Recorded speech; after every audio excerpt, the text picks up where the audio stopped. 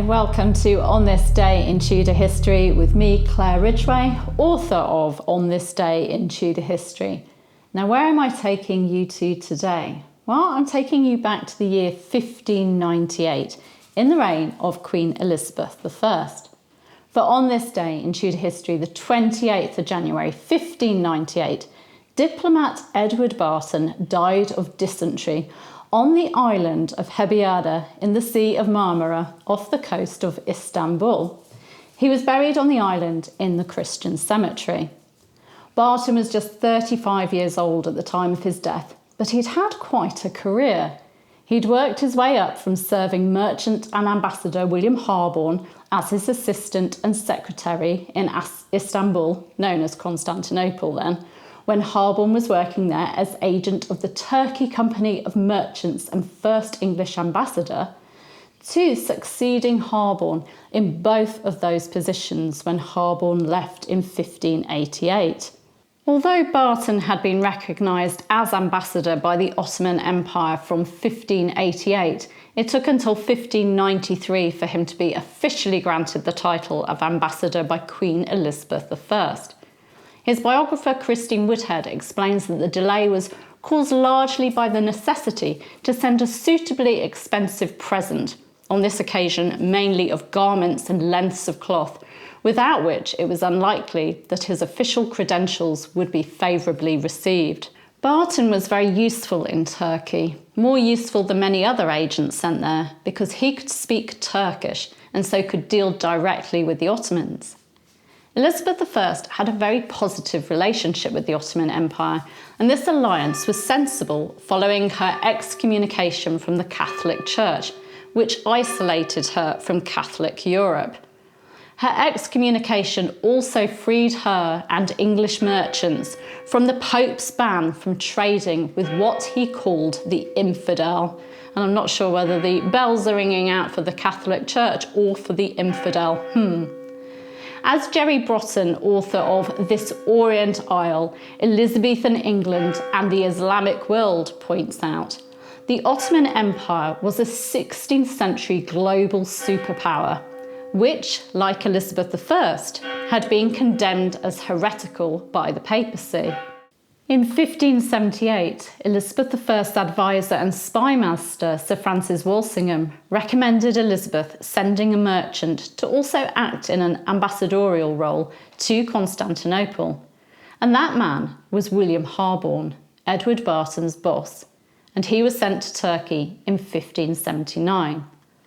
Now, here are a few facts about diplomacy between Elizabeth I and the Ottomans at this time.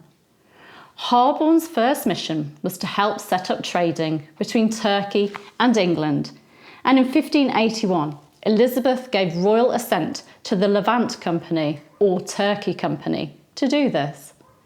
Historian Jerry Broughton explains that William Harborne and his men, like Edward Barton, were accepted in Turkey by the Ottomans as zimmi, protected guests who paid a tax to remain unmolested in Muslim territory.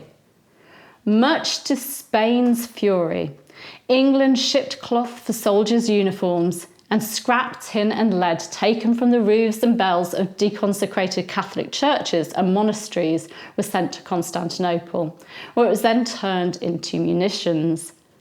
The Ottomans then used these in their wars against Spain and the Shia Persian Empire. In return, Elizabeth received spices, pistachio nuts, currants, Turkish carpets, ceramics, damasks, and embroideries.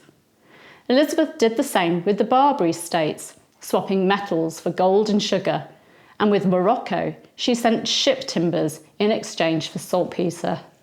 Between 1585 and 1587, Sir Francis Walsingham wanted Harborne to persuade the Sultan to attack the Spanish fleet in the Mediterranean, to try and prevent them from attacking England. The Sultan didn't do this, but Harborne's diplomacy did prevent a peace treaty between the Ottomans and Spain. Elizabeth I had a very good relationship with Sultan Murad III throughout the 1580s, and it was also a political alliance. Both of them saw Spain as the enemy, with Elizabeth seeing Spaniards as idolatrous Catholics who falsely professed the name of Christ and feeling that she had more in common with the Ottomans. The Sultan called her Sultana Isabel and viewed England's Protestantism as the most sound religion in Christianity.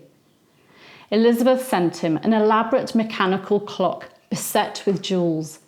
Above it was a forest of trees of silver, among which were deer chased with dogs and men on horseback following, men drawing water, others carrying mine ore in barrows. On top of the clock stood a castle, and on the castle a mill. All these were of silver. What a magnificent gift. In 1588, it was Edward Barton who encouraged the Queen to correspond with and send gifts to Walid Safiye, the Sultana, which she did from 1593. The first gifts were a jewel of Her Majesty's picture set with some rubies and diamonds, 3 great pieces of gilt plate, 10 garments of cloth of gold, a very fine case of glass bottles, silver and gilt, with 2 pieces of fine Holland. The Sultana reciprocated with a gown of cloth of gold, an undergown of cloth of silver, and a girdle of Turkish work. Elizabeth continued corresponding with her after Murad's death, when Walid's son became Sultan. Later gifts from Elizabeth included a clockwork musical organ and a beautiful carriage. Wow, I'd love to go back in time and see those. By the 1580s, as well as having Harborne and Barton in Turkey, Elizabeth had consuls throughout the Middle East and North Africa. Barton's boss, William Harborne, signed the first English alliance with the Sultan, known as the Capitulations. This alliance remained in place until 1922, when the Ottoman Empire fell. According to the terms of this alliance, English merchants could trade freely throughout the Ottoman territories. Jerry Broughton notes that in the late 16th and early 17th century, 62 plays contained Islamic characters, themes or settings due to England's links with the Muslim world. These included William Shakespeare's Othello, The Merchant of Venice, and Titus Andronicus. I love how pragmatic Elizabeth I could be, and how she turned her excommunication into a positive. They do say that the enemy of your enemy is your friend, and it was so true in this instance, wasn't it, Madge? It may have been a beneficial relationship in terms of trade and politics, but it was also a relationship of mutual respect. Good on Elizabeth. Also on this day in Tudor history, the 28th of January 1457, King Henry VII was born, and in 1547, that's a weird thing with the numbers there, his son Henry VIII died. I'll give you a link to my video from last year about those events.